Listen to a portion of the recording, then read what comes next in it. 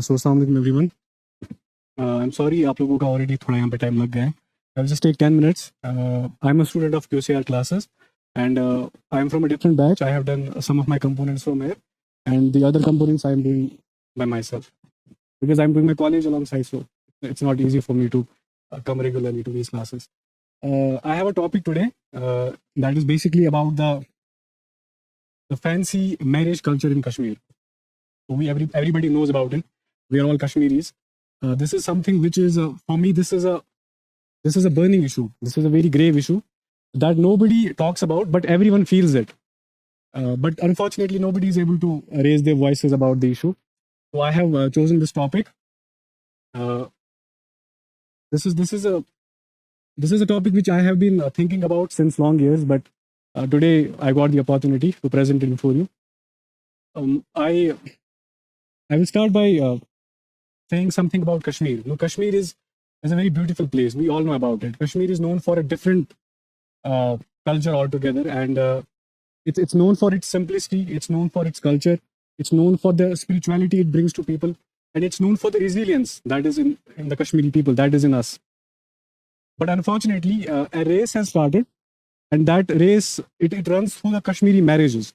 Everybody wants to participate in that race, and everybody wants to finish at the top. I think you're getting what I'm trying to say. So it's something that it's high time now, and we need to raise awareness and we need to raise our voices against the issue. I'll begin with the rising extravagance that we have in Kashmiri weddings. Be it these multi-day events, these luxury venues that we have, this Wazwan everybody knows about, having more than 30 plus dishes. Everything we know, like we often go to marriages only for Wazwan only. So that thing we know. So I was asking my mother about the events, and she was telling me about these things. And then finally she tells me that the groom comes and they take the bride. And I was like for someone who's a bachelor and for someone who's a sane man, I would say that should be it. I was like, that should be it. And my mother goes on telling me that that's not it. That's just the 50% of the whole process. And I was asking, what else is to come? I mean, that should be it. The bride goes to the groom's house and that's it. So वो बोलती है मुझे कि इसके बाद भी कुछ होता है. I mean, there are events after that. The bride goes to the groom's house for 7 days, and then the groom has to go to the bride's house for 4 or 5 days, and then the groom has to come alone, and then the bride remains only there. I was confused, and I was asking my mother, forget about these people. At least when it comes to my marriage or the marriage of my siblings, you will not do it. It was like, you do whatever you want to do with your life, but do not dictate me what to do on that day. And I was like, ठीक है, मैं क्या बोल सकता हूँ? So these we all know, and we all, I think, we face these things because we understand families, especially mothers, fathers. They have these desires in them. They want to do it in a certain way. That's okay, but what we ignore along the way is the financial burden it brings to us, and the financial burden it brings to the middle class families. And for those people who are below the poverty line, it's not even a financial burden. Rather, I would say it is a poison. It is something which destroys them at all, and they never recover from the financial loss that they face. So I think that's something that we need to really think about, because there are over. I was reading somewhere from ChatGPT that there are over 40 to 50,000. I should be not calling them girls; they are women because they are above the age of 40. There are 40 to 50,000 of them in Srinagar alone, not in the valley, and 3 of them are in my neighborhood in Denmark. And one of them was talking to my mother a few months back, and she was literally crying. My mother told me, and my mother told me that she was saying that I just want somebody now to take me from my home. I mean, imagine the pain in the voice, the pain in the words. She just wants someone to just take her from the home because she doesn't want to be a financial burden or any sort of a burden on her parents now. And there was this case in downtown Srinagar where there was this person who was a government employee. He was retired now, and he had served in the government sector for more than 30 years. And whatever the wealth, whatever the money he had accumulated till that point of time, he put all that into the wedding of his elder daughter. And he made sure everything was up to the mark and perfect. And that was not enough. They had to take some loan from somewhere. They had to, the mother had to sell her gold. And they had to sell some of their ancestral properties, which is one of the biggest assets a person can have. So after all those things, they were like, that should be it. And imagine what, after the marriage was done, they still had to face the criticism. And as a result, the father, he faced a heart attack. That is a true story. And imagine the bride Imagine the mindset and the emotional turmoil he would have gone through. Imagine the life of that bride, that girl.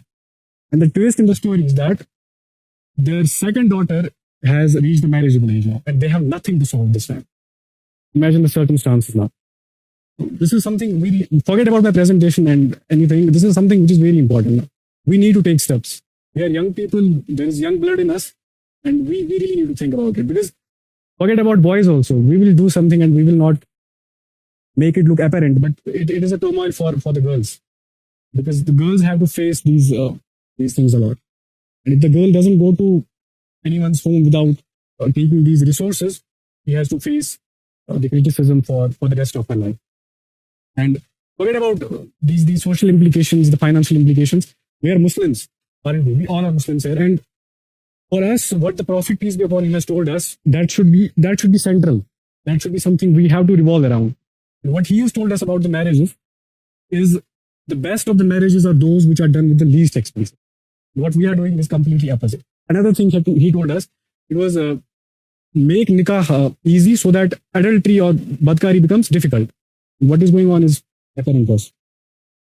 So at least forget about everything, but at least we are Muslims. So take that aspect into consideration and please try to do something about it, including me. We have to do it collectively. If there are like 50 persons here, it means 50 families by tonight should be getting this message. Then another 50 families should be getting the message. Then the chain will go on, and let's hope there will be a time when the awareness about this issue, it will be growing exponentially. Let's hope about it. There are some environmental consequences also. Imagine the food waste, the disposable waste that is there, that goes into the environment, and it has some drastic implications. So yeah, that should be it. And it's a request that we need to raise voices against the issue, because somebody said that the change begins in the youth who dare to say enough to trends. So I'm asking you and I'm asking myself, do we have the potential, do we have the guts to say enough to this trend? If we do have, then we have to do it in practical manners. And the last में share है कुछ, it says that